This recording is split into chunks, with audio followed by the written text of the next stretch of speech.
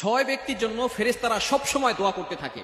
যে ছয় শ্রেণীর মানুষ রয়েছে যাদের ব্যাপারে নবীজি সাল্লাল্লাহু আলাইহি ওয়াসাল্লাম জানিয়ে দিয়েছেন, তাদের জন্য ফেরেশতারা দোয়া করতে থাকে। যদি ফেরেশতারা আপনার জন্য দোয়া করে, দুনিয়ার কোনো শক্তি আপনাকে ক্ষতি করতে পারবে না, আপনাকে কেউ বিপদে ফেলতে পারবে না, কেননা ফেরেশতারা আল্লাহ পাক রব্বুল আলামিনের অর্ডারে আপনাকে প্রটেক্ট করবে, হেফাজত করবে।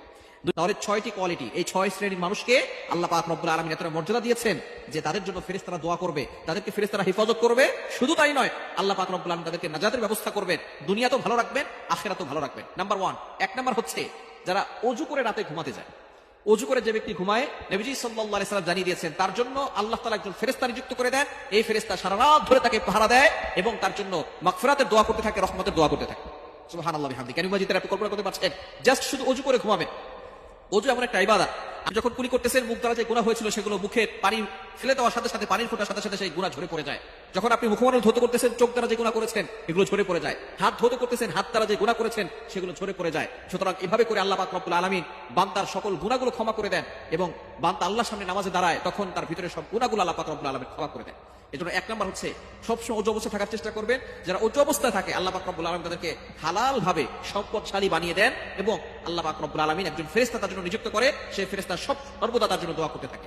নাম্বার টু, দ্বিতীয় নাম্বার হচ্ছে যারা এক নামাজের পরে অন্য নামাজের জন্য অপেক্ষা করে। আপনি ফজরের নামাজ পড়েছেন, কখন আপনি জোহরের নামাজ পড়বেন এটা নিয়ে আপনি চিন্তায় আছেন, কখন জোহরের আযান দিবে আপনি জোহরের নামাজ পড়বেন। এই যে নামাজের প্রতি আপনার টান, নামাজের জন্য আপনি অপেক্ষা করছেন, এই ব্যক্তিকে আল্লাহ পাক রব্বুল আলামিন কিয়ামতের ময়দানে আরশে আজিমের নিচে ছায়া দিবেন। তিন নাম্বার, যারা মসজিদে প্রথম কাতারে বসে নামাজের জন্য অপেক্ষা করে। তৃতীয় নাম্বার হচ্ছে তারা মসজিদে একবারে প্রথম কাতারে বসে নামাজের জন্য অপেক্ষা করে। আজান দেওয়ার সাথে সাথে তারা মসজিদে চলে যায়। অনেকে মসজিদে আজান দেওয়ার আগেই চলে যায়, আলহামদুলিল্লাহ এটা ভালো লক্ষণ। আপনি মসজিদে আজান দেওয়ার আগে চলে গেলেন, সেখানে একটু জিকির আজকার করলেন, নফল নামাজ পড়লেন। যে ব্যক্তি নামাজের জন্য অপেক্ষা করে তখন আল্লাহ পাক রব্বুল আলামিন ফেরেশতা নিযুক্ত করে দেন, এই ফেরেশতারা তার জন্য দোয়া করতে থাকে। ওই ব্যক্তির কোনো টেনশন থাকে না।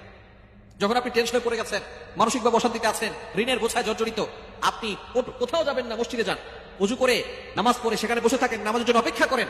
যদি আপনি সেখানে বসে থাকতে পারেন তাহলে ফেরেশতারা আপনার জন্য দোয়া করে থাকবে, আল্লাহ এই লোকটা মনে হয় কোনো পেরেশানিতে আছে, আল্লাহ তুমি তার সকল পেরেশানি দূর করে দাও, আল্লাহ তুমি তার মানসিক দুশ্চিন্তা দূর করে দাও, আল্লাহ তুমি তাকে সকল বিপদ আপদ থেকে হেফাজত করো, আল্লাহ তুমি তার উপর রহমত নাযিল করো। ফেরেশতারা তার জন্য দোয়া করতে থাকে। এজন্য মসজিদে একটু বসবেন, পাগল হয়ে যাবেন না। আমরা মসজিদে যাওয়ার সাথে সাথে পাগল হয়ে যাই, কখন সালাম ফিরাবে, ইমাম সাহেব একটু বরকেরাত ধরলে আমরা পাগল হয়ে যাই, খবর এটা করবেন না। তিন নাম্বার হচ্ছে যারা মসজিদে নামাজের জন্য অপেক্ষা করে প্রথম কাতারে বসে। চার নাম্বার, যারা নবীজি সাল্লাল্লাহু আলাইহি ওয়াসাল্লামের প্রতি দুরূদ পাঠ করে। নবীজি সাল্লাল্লাহু আলাইহি ওয়াসাল্লামের উপরে যারা দুরূদ পাঠ করে, নবীজি সাল্লাল্লাহু আলাইহি ওয়াসাল্লাম জানিয়ে দিয়েছেন, মান সাল্লা আলাইয়া মাররাতান, যে ব্যক্তি নবীজির প্রতি একবার দুরূদ পাঠ করবে আল্লাহ পাক রব্বুল আলামিন তার প্রতি 10 বার রহমত নাযিল করবে, 10টি গুনাহ মাফ করবে, 10টি মর্যাদা বৃদ্ধি করবে। শুধু তাই নয়, ফেরেশতারা তার জন্য দোয়া করতে থাকে। চার নাম্বার, যে ব্যক্তি রোগীকে দেখতে যায়, অসুস্থ ব্যক্তি হয়েছে আপনি তাকে দেখতে যাচ্ছেন, বাস আপনার জন্য ফেরেশতারা দোয়া করবে। এবং 6 নাম্বার হচ্ছে